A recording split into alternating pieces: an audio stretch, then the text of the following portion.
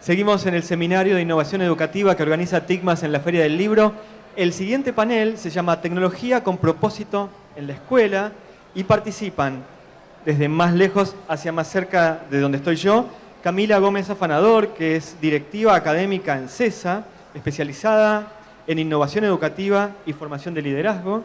Melina Masnata, que entre otras cosas, si yo tengo que decir todo lo que hizo, voy a decir que fue cofundadora de Chicas en Tecnología, pero ha hecho tantas cosas que voy a decir eso solo y nada más. Y Selmira May es coordinadora de educación de la UNESCO para el Cono Sur. A las tres, muchísimas gracias por estar aquí. La idea es que hablemos acerca de, por supuesto, tecnología, pero tecnología con propósito en el aula, que podamos compartir, si se da el momento, experiencias concretas, por ejemplo, en impacto, en riesgos y también en el rol del docente. Gracias de nuevo y les dejo la primera pregunta, sabiendo que estamos en vivo y no se puede hacer un bache. Digo, porque no quería nadie agarrar el micrófono antes de que empezáramos. Bueno, sabiendo eso, la primera pregunta para hacerles es, ¿qué hace que una tecnología tenga propósito en el aula?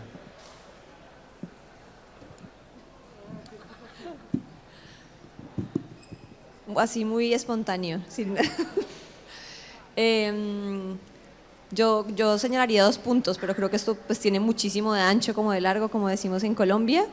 Creo que primero es la intención, ¿no? Sabemos que cualquier acción en el aula, en la educación, pues mientras tenga la intención, ya hay como un gran paso avanzado. Simplemente entregar, voy a poner un ejemplo sencillo, un computador, un experimento, pues digamos que no necesariamente tiene un propósito educativo. Creo que la intención que se le ponga, cómo se cree en el contexto, de nuevo la intención es fundamental. Y segundo, yo diría que el empoderamiento docente, en términos de que la tecnología no entre como una amenaza, como algo nuevo que no conozco, que me va a reemplazar, ¿no? Sino que llegue como una herramienta, que al final me gusta pensarlo como un auxiliar. Todo eso que yo me sueño hacer, llega la tecnología y me ayuda a hacerlo realidad. Bien. Melina, hemos hablado justamente del empoderamiento docente cuando apareció la inteligencia artificial. Melina ha participado en varios seminarios y en entrevistas que hemos hecho, pero esto que dice Camila lo podemos tomar como para darle un doble clic. Sí, creo que ¿se escucha bien ahí? Conectando con lo que dice Camila, el contexto. Entender a qué contexto está interpelando. Muchas veces cuando pensamos en la innovación y el diferencial y esta intención, nos olvidamos con qué contamos y lo pasamos por alto. Y creo que ese otro pivote tiene que ver también, y esto lo traigo porque conversando con la inteligencia artificial, muchas veces me encuentro con docentes que cuando piensan en promptear, se olvidan que ellos planifican. Y planificar es promptear. Y promptear es planificar. Entonces hay mucha sabiduría ahí de entender ese contexto súper claro. Y el otro punto es la proyección. ¿Para qué quiero que esto suceda? Y ahí el docente siempre trabaja con ese emergente de, bueno, yo te voy llevando por este camino porque ya veo a dónde quiero llevarte. Entonces, eso está pivoteado con un compromiso ético. Selmira y yo compartimos micrófono, no te preocupes, gracias. Selmira, vos también has trabajado mucho en el tema de la tecnología con sesgos, con límites éticos y con riesgos en el aula. El año pasado estuviste en un evento que organizó el gobierno de la Ciudad de Buenos Aires para hablar, por ejemplo, de apuestas online. Pero yo te traigo ahora de la otra parte, te traigo de la parte de la tecnología con impacto en educación. Bueno, nadie está exento al impacto de la tecnología, ni en el aula ni fuera de ella, y a mí me gusta mucho como traer estas cosas a lo que yo estoy viendo, y ahí nos están filmando, nos están grabando, nos están sacando fotos. Yo me estaba comunicando con Daniela antes de llegar, logré saber que en 20 minutos iba a llegar de Buquebus, que me acabo de bajar hasta acá y que iba a llegar a tiempo.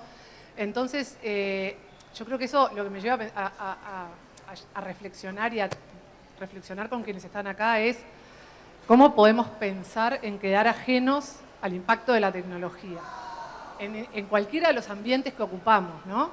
Y estábamos hablando mucho con las chicas antes de entrar de esta cosa que tenemos de la tecnología para nosotros sí, en casa no, depende cuándo, y en el aula ¿por qué no? Porque es muy difícil hoy pensar que vamos a cerrar los ojos, los vamos a volver a abrir y la tecnología y todo lo que la tecnología trae, incluido la inteligencia artificial, va a desaparecer. Eso no va a pasar. Eso es lo que les podemos spoilear a todos, ¿no? Entonces, lo que realmente tenemos que empezar a pensar es ¿Cómo hacemos que esa tecnología esté al servicio de mejores aprendizajes, de la formación de ciudadanos más responsables, más críticos? Ahora se fue Axel, pero decía, bueno, antes pensábamos en que teníamos que formar en pensamiento crítico. Hoy más que nunca, con lo que los desafía la tecnología, tenemos que formar ciudadanos, no solamente estudiantes, sino ciudadanos que ya no están en el aula, que tengan pensamiento crítico. Es la única forma en que podemos desafiar hoy a lo que la tecnología los expone y, por ejemplo, a la inteligencia artificial. Entonces, yo creo que la tecnología en el aula y la tecnología en todos lados, porque no la podemos hacer desaparecer. El tema es cómo, con quiénes y para qué, ¿no? Las cosas que decían las chicas, ¿no? Y no olvidarnos, sobre todo, de otra cosa que hablábamos, que es al servicio de todos y para disminuir, sobre todo, las brechas y las desigualdades. Gracias a las tres por esta primera respuesta extensa. Está bueno porque nos permite hablar. Camila, te hago una pregunta a vos sobre, justamente voy a tomar algo que decías, Elmira. ¿Cuáles son las condiciones que deberían darse en un aula para que esa tecnología tenga un impacto real, tenga un uso real de aprendizaje? Me están cogiendo a mí siempre de primera para no pensar. No, te prometo que es la última vez que te hago la primera pregunta. ¿Qué condiciones debe haber en el aula? Es la pregunta, ¿cierto? Para que sea efectiva. Yo creo que lo voy a hilar con lo que ya venimos diciendo porque viene muy en la misma, de nuevo, en la misma línea. Como un docente formado al final para que pueda ponerle esa intención. Me gustó esta idea de promptear es planificar, ¿no? Entonces, si le entrego el computador y no sabe hacer el prompt, si no ha planeado, pues se va a quedar ahí probablemente encerrado, adornando la entrada, ¿no? Entonces creo que primero eso, como un docente formado es muy, muy importante. Yo insisto mucho en que el docente siga teniendo como la posibilidad de formarse, no solo en poder decir yo sé hasta un punto y puede que mis estudiantes sepan más y puedo estar tranquilo con eso o tranquila con eso, pero también que tenga la preparación para llegar a ese lugar, ¿no? Creo que no es automático porque muchos de nuestros docentes en esta región han sido formados con esta idea más tradicional de pararse en el aula y saber, frente al aula y saber todas las respuestas, entonces poder formarlo en decirle, puede que aquí no tenga todas las respuestas y usted va a crecer y va a aprender en su aula, ¿no? Al final yo estoy guiando el aula más que diciendo qué hacer o presentando una verdad como sabemos que no debería ser ya. Y creo que hay una cosa en la que mi experiencia también me ha mostrado y es el involucramiento de los directivos docentes, ¿no? Creo que ese rol del directivo docente que la presenta, pero que presenta, digamos, la oportunidad de usar la tecnología o de incorporar la tecnología, pero que también hace partícipe a las y los docentes en la toma de esa decisión, en la formación. Entonces creo que no solo docente, sino directivo docente que al final involucra a toda la institución en que eso pase. Y una cosa que veníamos hablando ahorita antes de llegar en el almuerzo, y es, al final asumimos que la tecnología, digamos, ya es una posibilidad para todo el mundo, pero en mi país al menos hay lugares donde no hay energía todo el tiempo. Entonces, eso creo que también es muy importante, ¿no? Como considerar estas realidades y buscar alternativas, no para decir no las llevo, sino como no permito que la brecha sea grande porque no la llevo, sino que busco alternativas que puedan llegar donde no hay energía, donde no hay internet, etcétera. Buenísimo, entonces la salteo por un segundo a Melina para tomar algo de lo que dijo Selmira recién y tomo lo que acabas de decir. ¿Cómo hacen desde UNESCO para observar las brechas de desigualdad? Bueno, ahí yo creo que más que observar lo que necesitamos, y no voy a decir como dice acá, voy a pasar el chivo, pero lo que necesitamos es evidencia, ¿no? Creo que hay mucho conocimiento popular, hay muy poca evidencia generada, y decía no voy a pasar el chivo porque mañana justamente presentamos un informe que se llama Kids Online, con niños conectados, niños, niñas conectados, y que tiene que ver con cómo se conectan, desde dónde se conectan, para qué se conectan niños, niñas y adolescentes. Creo que es buenísimo rescatarlo porque si no tenemos evidencia podemos teorizar todo lo que se nos antoje e inventarnos nuestras propias historias, ¿no? Y un poco esto que decía Camila, y después los invito después de mañana, porque hasta hoy no les puedo contar nada, que salen cosas muy reveladoras, o sea, en cuanto a la cobertura de la tecnología con conexión hoy en un país como Argentina. Este estudio que les comento, que vamos a lanzar, es solamente para Argentina, se hace en otros países. Y sorprende, porque uno tiene muy mitificado esto de no todos se conectan. Obviamente hay diferencias, hay algunas brechas, pero se van a sorprender de qué tanto se alcanza. Han habido proyectos maravillosos, por ejemplo, de conectividad en zonas rurales, sobre todo saliendo, ¿no?, ya de la pandemia, un proyecto de UNICEF que tiene que ver con secundarias rurales, entonces cómo a través de puntos de conexión, claramente no podemos partir de la base que todos van a poder conectar con una computadora desde su casa para uso personal, pero a veces existen otros mecanismos como lugares de conexión donde los jóvenes, en este caso que eran chicos de secundaria, podían acceder a la tecnología e incluso participar de clases remotas con docentes y orientadores y gente que los apoyaba a estudiar, que ni siquiera estaba en el punto donde ellos se sentaban a estudiar. Claramente son soluciones que intentan como cerrar esa brecha, claramente siguen existiendo muchos chicos en zonas urbanas con su propio dispositivo con conexión 24 horas y eso tenemos que seguir luchando para que así sea. El otro día desde Bolivia nos decían, ¿cómo cerramos la brecha tecnológica? Desde la Coordinación de Naciones Unidas en Bolivia a pedido del gobierno. Conectividad, lo primero. Hoy podemos pensar que estamos cada vez más cerca de tener una conectividad muy extendida gracias a los sistemas satelitales. Dispositivos, claramente la entrega de dispositivos, todos estos planes de entrega de dispositivos han buscado cerrar brecha tecnológica. Vengo del país de Ceibal, que muchos de ustedes sabrán qué es. Ceibal fue un plan de cierre de brecha tecnológica, ¿no?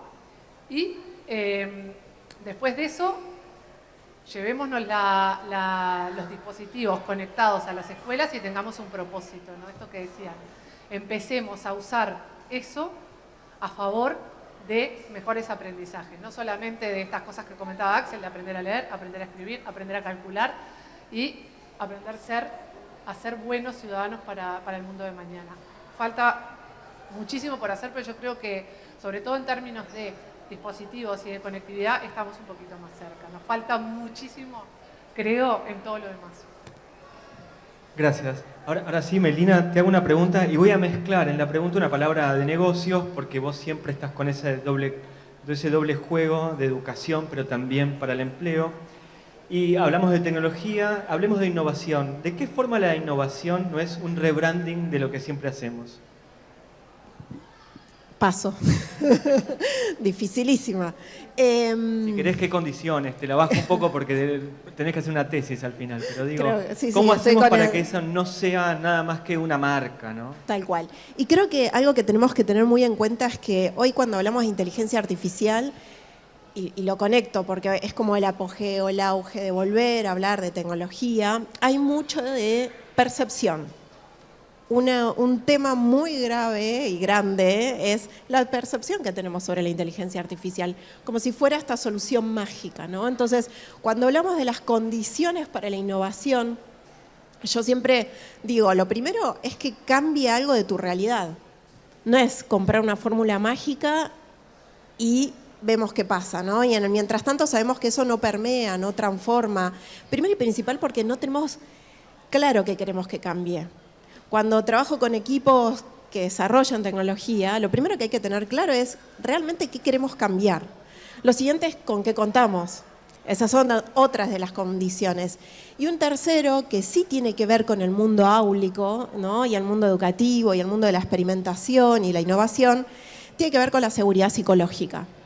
Yo me puedo equivocar acá, voy a tomar este error como parte o motor de la innovación. ¿Cuánto de esto me ayuda a entender o agilizar mi gestión de la frustración? Porque vamos, todo lo que esté conectado con educación tiene que ver con frustración. Creo que el último tiempo empezamos a permitirnos hablar de estas palabras cuando hablamos más de salud mental, ¿no? Cuando decimos, bueno, recién Selmira hablaba de esto de Kids Online. Los primeros indicadores, o por qué hoy la serie de adolescentes como tan guau, ¿eh? Bueno, no sé qué estaba pasando en la pantalla y por otro lado no sé qué está pasando con este componente que es la salud mental, que sí está muy atravesada con las condiciones de posibilidad de una experimentación, una innovación, porque si yo no tengo esas condiciones es muy complejo poder transformarlo. Y perdón, pero justo te escuchaba y pensaba, bueno, pero Ceibal es el sueño de todas las personas, ¿no? Inversión a largo plazo. todo esto se logra si podemos sostener en el largo plazo una continuidad, una perspectiva. Y eso no es fácil en un tiempo donde además el ritmo o la percepción de lo que vivimos es ya rápido, fast food y lo siguiente. Entonces, competimos con formas de hacer que están muy en las que creemos que sabemos o entendemos y muy arraigadas con los consumos culturales digitales, pero muy poco invertimos en lo que realmente hace la diferencia y la innovación, que tiene que ver con estos anclajes. Y finalmente, a mí lo que me pasa también cuando trabajo con diferentes equipos es poder tener conversaciones honestas, ¿no? Y digo, honestas desde el punto de vista de, mira, llegamos a este punto, ¿matamos o no este producto o esta actividad que hacíamos en el aula o esta propuesta? ¿O estamos dispuestos o dispuestas a hacer esa transformación? Y la conversación honesta habla de una comunicación. Y yo siempre digo, la comunicación es la tecnología más difícil, porque en estos tiempos es lo que nos cuesta más y complejiza invertir, sobre todo cuando tiene que ver con la calidad. Así que esas son como las herramientas básicas o condiciones de posibilidad. Quédate con el micrófono. ¿Hay algo ahí de lo que empezaste a decir y lo que terminás que tiene que ver con esta idea de percepción? El año pasado ustedes presentaron una encuesta muy reveladora de cómo es la relación tecnología-docente en América Latina. ¿Nos contarías un poquito de ese estudio? Sí, bueno, justo lo que también pivoteando con lo que dice Camila y Selmira, nuestra región tiene el desafío de que a veces hay un preconcepto que tenemos que transformar del rol docente, ¿no? Parece que no servimos, que somos obsoletos, que la próxima tecnología nos va a, si se quiere, a correr o a lo que hoy se habla del término fobo, ¿no? De esta percepción de sentirnos obsoletos o obsoletas. Y frente a eso, lo que nos pasa es que lo que encontramos en el estudio es que queremos innovar con inteligencia artificial. Tenemos ganas de hacerlo, pero los docentes no tenemos tiempo, y eso hay que ponerlo en palabras. Cuando digo tiempo es la capacidad y el espacio, inversión, y en esto también es interesante porque muchos docentes decían, bueno, pero ¿quién me paga que yo pueda estar suscripto o, como vimos los últimos años, como ChatGPT va evolucionando y si vos estás en categoría X, te acerca una información, si pagás más o menos en otra. Y un tercer punto que no me parece menor, que tiene que ver con estos riesgos, entender los riesgos y los desafíos en relación al uso de estas tecnologías. Porque como docentes somos guardianes y responsables finales, visibles y tangibles. Cosa que una corporación en su gran entidad, y corro la diferencia entre una corporación que desarrolla tecnología que se implementa en el aula que una EdTech que desarrolla tecnología pensando en el aula, porque ahí hay una distancia sobre esa última milla de quién es responsable, ¿no? O qué se plantea o cómo se plantea. Y en este punto, y acá sí un poco lo que a mí me preocupa el último tiempo, tiene que ver con un concepto que me gustaría que uno vayan googleando, buscando, que es el tema de los neuroderechos, que parece algo lejos, algo medio loco, pero los neuroderechos es uno de los desafíos grandes cuando hablaban de las brechas que tenemos y los puntos, que están muy basados en para qué se diseña esa tecnología, que en general son tecnologías persuasivas y que manipulan y generan información que uno ve un porcentaje de esa información. El otro porcentaje de esa información tiene otro fin, que es un fin comercial, que es un fin más dedicado, hablamos de esto de las ciudadanías del presente y el futuro, bueno, con tendencias, qué es lo que te gusta hacer, a dónde querés ir. Todos estos puntos no son menores porque son datos o espacios que hoy tenemos de muchísima necesidad de conversación, público-privada, organismos internacionales, y a veces los estados están ganando en otras latitudes, sobre todo en Europa, estas conversaciones con puntos más restrictivos, de menos de experimentación, pero sí de cuidar esto. Ojo, mi ciudadanía no quiero que esté en riesgo vinculado a esta nueva categoría sobre los neuroderechos. Así que creo que ahí hay puntos que los docentes empiezan a percibir y sistematizan y que habla de una biografía tecnológica educativa, lo cual también para mí por lo menos es inspirador, porque no es que todos estos años no sirvieron para nada, sirvieron y mucho. Gracias. Camila, una pregunta. Mientras te veía anotar, después estaría bueno ver qué palabras fuiste anotando, qué palabras claves ibas anotando en el cuaderno. Pensaba en algo que en algún momento lo hemos hablado acá con Melina, que era introducir a la tecnología de una manera segura en el aula. Cuando surgió ChatGPT, todo el mundo hablaba de eso y se decía no, la inteligencia artificial en el aula no. Y hubo blancos y negros, una propuesta muy maniquea de el aula sí, al aula no. Y hubo otros que dijeron durante un tiempo no, hasta que lo sepamos. Toda esta introducción para hacerte esa pregunta de cómo introducimos la tecnología, cuáles serían, en tu experiencia y en tu discernimiento, los aciertos con los que los docentes entran al aula con tecnología y cuáles son los errores que habría que evitar. Parece que hubieras leído mis notas. Y porque, claro, creo que estábamos llevando la conversación a un lugar de donde yo también vengo. Precisamente el año pasado al final estuve en el Congreso Mundial de We Protect. No sé si saben que es esta alianza global por la protección de los derechos de niñas, niños y adolescentes en entornos digitales. Digamos que en Colombia hay una organización que es muy fuerte donde yo trabajé que se llama Red Papás, que moviliza mucho en el entorno digital en especial, porque es un entorno invisible, decimos, ¿no? Como que a veces no se ve. Y quiero partir un poco de un ejemplo de algo que pasó en Colombia para hablar de esto, y es, en Colombia los colegios internacionales, que se llaman colegios como de UNCOLI, se unieron para prohibir los celulares en el colegio. Prohibido, nadie podía entrarlos. Y todas las familias estuvieron muy felices, ¿no? Como que en principio, ay no, buenísimo, y después empezaron a dar cuenta que le estaban dejando el problema solo a las familias, ¿no? Y es como, no, ya no nos parece tan buena idea. Y le decían a Red Papás, que es una red de madres, padres y cuidadores, le decían como, oigan, ¿cuál es su postura? Necesitamos que nos guíen, porque siempre han sido muy guía en estos, digamos, temas difíciles. Y Red Papás se tomó mucho tiempo en tener una posición y le decían, pero ¿por qué no toma posición? Porque al final lo que dijo es que depende, ¿no? Es que depende, yo no puedo decir, a la UNCOLI le funciona perfecto, porque los niños, las niñas y adolescentes de la UNCOLI, de estos colegios privados, con mucho privilegio, llegan a su casa y tienen cada uno su laptop, su cel, todo. Pero si esta es la única conexión con la tecnología en un colegio rural, ¿cómo le voy a decir que no? ¿No? Entonces, al final, pues de nuevo, volvió al depende. Y yo creo que hemos venido hablando de elementos muy importantes como el acompañamiento docente, la formación, el tiempo, me parece que es clave lo que dijiste. Y yo creo que al final, de nuevo, es como, vuelvo al ejemplo también de mis notas, yo tomo nota porque siento que aprendo mejor cuando escribo. Vos tenés una tableta, claro, tu estilo es distinto, ¿no? Tu cerebro funciona distinto y creo que es reconocer eso. Y digamos como estar tranquilas y tranquilos con la idea de que va a depender del contexto y que va a ser muy importante entender como la humanidad que va a recibir esto. Si son docentes que no tienen formación, pues quizá hay que esperar un poco más. Si ya la tienen, pues podemos hacerlo, ¿no? Entonces yo volvería de nuevo como al depende con todos estos ejemplos que les traigo. Gracias.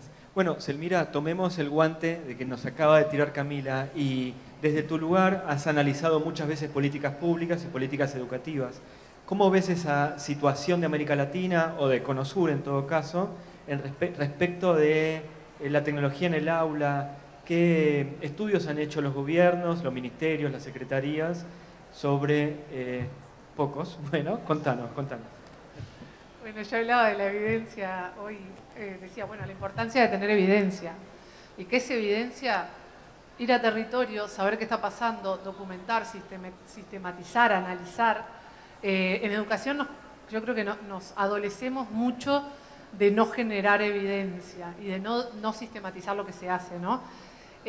Ahora, para la alegría de Meli, voy a contar que estamos empezando, porque lo puedo contar, todavía no empezamos, conjuntamente con Ceibal, un estudio que no es una investigación súper exhaustiva, sino es algo como muy rápido para saber qué están haciendo los centros educativos, esto que decía Camila, ¿no? ¿Qué está pasando? Porque no es nuevo, el celular en el aula no nació este año ni el año pasado. Ahí fue cuando dijimos, bueno, empecemos a tomar medidas, ¿cuáles? Y la que nos salga. Por las dudas prohibimos, después vemos qué pasa, ¿no? Prohibimos, después vemos si funcionó o no funcionó. Pero los docentes hace muchísimos años que están lidiando con los celulares que entran a las clases, ¿no? Y al aula, como se dice acá, y los usan para múltiples fines, ¿no? Desde los que no queremos hasta los que ojalá sí podrían ser deseables. Busquen fotosíntesis el día de hoy. Cuéntenos, lean y reflexionen. Entonces, Lo que nos da la sensación es que fue mucho más fácil primero decir el no, ¿no? Fue esto que decía Camila. Primero digamos no, después vemos. No sabemos si funciona, no funciona para todo. Bueno, ese onda, Ceibal, lo que vamos a hacer con Ceibal, pues yo me empiezo a hablar y me distraigo y me engancho en otras cosas, es muy rápidamente documentar qué es lo que está pasando, saber en qué escuelas están haciendo qué. Uruguay es un país que tiene prácticamente un 80% de matrícula pública gratuita, y lo restante colegios privados, ¿no? Privados de pago. Los colegios privados de pago, como decía Camila, son los primeros en poder tomar medidas. Y decimos, si acá ponemos la cajita donde cada uno pone su código, guarda su celu, se lo damos al final. En los contextos más desfavorecidos eso no ocurre, no puede ocurrir. Porque las condicionantes son otras. ¿Dónde guardamos esos celulares? ¿Quién se hace cargo? ¿Quién da la cara a los padres cuando vienen a reclamar? Porque son otros contextos muchísimo más complejos. Y los niños también usan celulares. Y usan celulares desde muy tempranas edades. Entonces, yo le decía hoy a las chicas, son palabras que uno no debe decir de este lado, pero como yo siempre digo, todo lo que se me pasa por la mente lo digo. A veces nos ponemos en situaciones muy hipócritas, ¿no? Es muy fácil, esto que decía Camila, decir, vamos a prohibir. Pero al colegio tal, al colegio que va mi sobrino le resulta perfecto. Perfecto, anda al barrio vulnerable, elijan cualquiera acá y fíjate cómo funciona eso. Si es que funciona. Entonces, yo creo que esa evidencia y esa posibilidad de saber que a veces son medidas que nunca nos hubiéramos imaginado y que las están tomando hace un montón de tiempo y que les sirven. Pero lo que sí estamos seguros es que no hay una solución única para cada centro educativo. Acá es cuando quienes hablamos de la descentralización de la toma de decisiones en los centros, que es súper teórico, acá es cuando toma valor.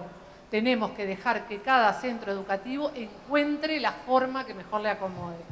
Y quizás solo para, antes de que me saque otra vez la palabra, decir que a mí me gusta mucho, y se lo preguntaba a Cami, porque está haciendo unos estudios en España, ¿qué está pasando? Porque ahora decíamos, bueno, todos tenemos que desarrollar las habilidades necesarias para hacer un uso, como decimos en UNESCO, crítico, seguro, reflexivo, participativo y activo de los entornos digitales. Pero eso lo tenemos que aprender.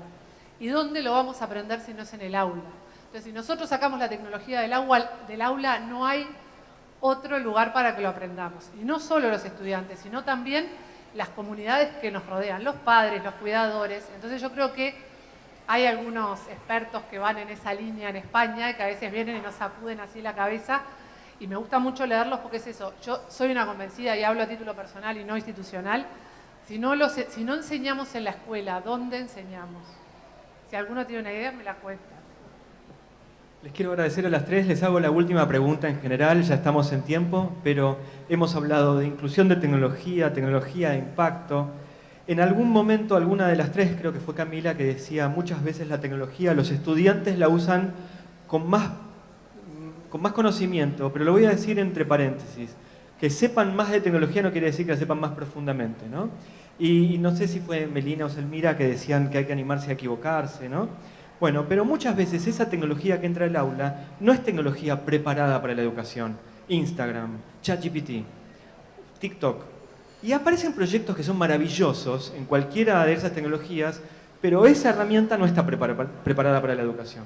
Entonces la pregunta, y les dejo el último espacio a ustedes, es, ¿no le estamos pidiendo mucho al docente que de repente tiene que darles de comer, sostener la disciplina, la emoción, el aprendizaje socioemocional, la relación con las familias y ahora además saber todas las tecnologías que no estaban pensadas para la escuela, que entran en la escuela? Y ser tiktokers, y hacer reels en Instagram. Yo creo que siempre le pedimos mucho al docente, muchísimo, y entonces esto que decía Cami al principio de, siempre somos como los malos de la educación, yo creo que todo lo contrario. Alguien me enseñó, hay un amigo que yo tengo que también es amigo de Patricio, que se llama Agustín Porres, y él me enseñó que al docente hay que festejarlo y celebrarlo, porque realmente son héroes, y no lo digo porque probablemente esto llegue a muchos docentes, es porque lo creo. Soy una convencida, y por eso, como todos los héroes, ¿qué hacemos con los héroes? Les pedimos mucho y les pedimos cada vez más, ¿no? ¿Quién le pedía a un villano? Nadie. A los superhéroes todos les exigimos y le pedimos cada vez más que nos salven, que salven el mundo, que salven el planeta. Entonces, yo creo que la vuelta es ver cómo los acompañamos, ¿no?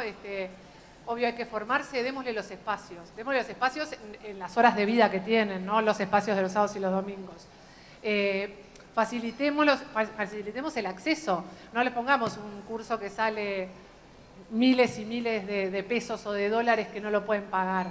Eso es responsabilidad muchas veces de los organismos internacionales como el que represento, ¿no? El poner en disponibilidad de la forma más asequible y accesible posible posibilidades de formación. Y sobre todo ayudémoslos a pensar de que a veces estas son las formas en las que pueden llegar más y mejor, porque decíamos eso, ¿no? Hablábamos de, a veces dicen, ay, los chicos no los engancha nada, los chicos de hoy son imposibles, no se entusiasman. Sí se entusiasman, pensemos con qué se entusiasman, porque también nos va a hacer la vida mucho más fácil como docentes si nosotros logramos engancharlos y llegarlos. Hay temas que de la nada pueden salir a la discusión en una clase de ciencias, en una clase de tecnología, en una clase de biología. Pensemos, porque eso, tratemos de darle la vuelta de tuerca, después podemos ver cómo, de decir, a veces con esas tecnologías, y lo dejo solo con un ejemplo, le llegamos mejor y de forma mucho más innovadora, novedosa, y hasta nosotros la pasamos mejor y nos enganchamos más. Me acuerdo que probablemente hayan visto muchos, pero creo que había unas docentes de acá de Argentina que habían hecho en la época de la pandemia, que la pandemia sacó la creatividad de todos a relucir.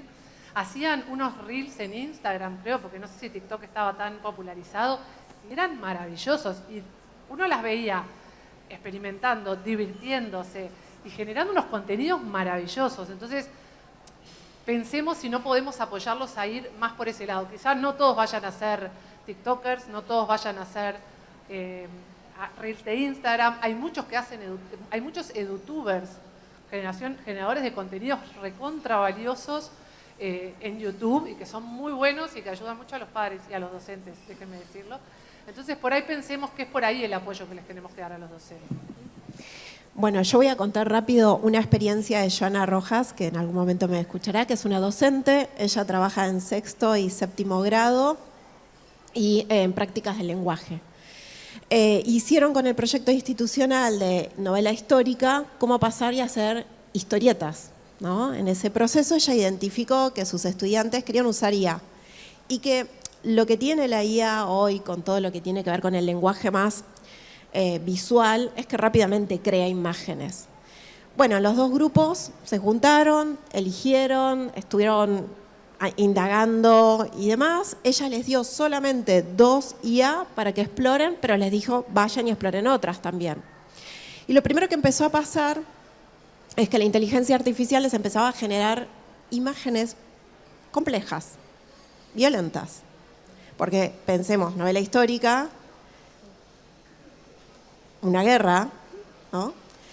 Y además con el nivel que tiene la inteligencia artificial, que te lo va a hacer vívido, te lo va a hacer realista al extremo. Entonces esta docente me decía, Meli, yo que quería innovar, llevé la propuesta, me vienen con esta conversación en donde tuve que gestionar cómo trabajar esto. Entonces, ¿qué hicimos? Fuimos trabajando el tema del prompting. Bueno, vamos a promptear para que nos traiga imágenes que además construyan, que además parte del proyecto institucional era dejar el legado a los otros estudiantes de otros grados. Entonces, en ese camino, a ella le dio la oportunidad de tomar otras conversaciones. Incluso un estudiante se le acerca y le dice, profe, yo conozco otra IA que igual me trae estas imágenes. Y me trae otras un poquito más complicadas. No le dijo esa palabra, pero bueno, iba por ese camino. A lo cual ella lo que hizo fue aprovechar esa instancia y llevar al desafío de qué necesitamos entender con inteligencia artificial, cómo nos estamos cuidando, eso que nos trae es lo que queríamos que nos traiga, ¿estamos preparados para absorber esa respuesta? Y en ese camino, incluso muchos estudiantes le decían, miren, qué interesante que este prompt, cuando yo lo pongo en inglés, era mejor el resultado. Entonces también les permitió conversar sobre lo que utilizamos con inteligencia artificial, dónde se crea, cómo se crea, qué necesitamos además de entender el proceso, por qué las habilidades, por ejemplo, un idioma y entender el contexto es clave, Y esta docente, a partir de esa experiencia, trajo un montón de insight, de resultados, que les permitió trabajar además después a escala más institucional. Y vuelvo a esto, sí, le pedimos mucho a los docentes, pero no valoramos a estos docentes que hacen esto, y amo lo que contaste, avísame cuando esté, sobre lo que sí empieza a ver como emergentes, pero que no se conversa. Porque una de las cosas que tenemos de temor los docentes, y en el libro, cuando fui a indagar qué experiencias tenían los docentes me decían, yo cuando innovo, transgredo la planificación, transgredo la supervisión que viene a ver qué hago, me lleva más tiempo a veces, y eso no lo puedo decir, entonces queda esa innovación puertas adentro. Apoyarnos, pivotear, trabajar en parejas pedagógicas, porque esta docente también trabajaba con la profesora de prácticas del lenguaje de séptimo, y sobre todas las cosas sistematizar, conversar, hablar y evidenciar, pero posicionar ese liderazgo de estos docentes, que creo que le pedimos mucho, pero nos falta todavía aplaudirlos, visibilizarlos, darles esos espacios. Bueno, yo voy a traer una perspectiva un poco distinta y sí, efectivamente creo que les pedimos mucho y ante eso han surgido distintas como soluciones o propuestas, y hay una que me parece que funciona muy bien en este contexto que venimos discutiendo, y es como una perspectiva multiactor, ¿no? Cuando tenemos problemas tan complejos, muchas veces traemos perspectivas multiactores porque sabemos que un solo actor, el docente, no va a resolver este asunto tan grande y complejo. Entonces, pensando mucho también en un modelo que conozco de protección de derechos de niñas y adolescentes, se involucra, por ejemplo, a los medios de comunicación, al gobierno, al sistema judicial, y quiero, entre otros, pero yo quiero hacer énfasis mucho en la industria, ¿no? Al final se nos olvida que esto también hay una responsabilidad de quien crea toda esta tecnología, pensando en las redes sociales, en lo que termina en el aula, no con tanta intención como quisiéramos. Y hay también muchas tecnologías para que esto no pase, ¿no? Hay diseño safety by design, ¿no? Diseño seguro por diseño, por ejemplo, y así un montón de, digamos, de ejemplos, digamos, para decir de nuevo que sí creo que le pedimos demasiado, y creo que tenemos como sociedad responsabilidad compartida que deberíamos estar aportando, no solo con acciones propias, sino también con incidencia, ¿no? Exigiéndole a quienes están, digamos, como generando valor y generando ganancias, y se olvidan que hay unos derechos prevalentes también que proteger. Camila, Melina, Selmira, muchísimas gracias por haber estado aquí en el auditorio de TICMAS.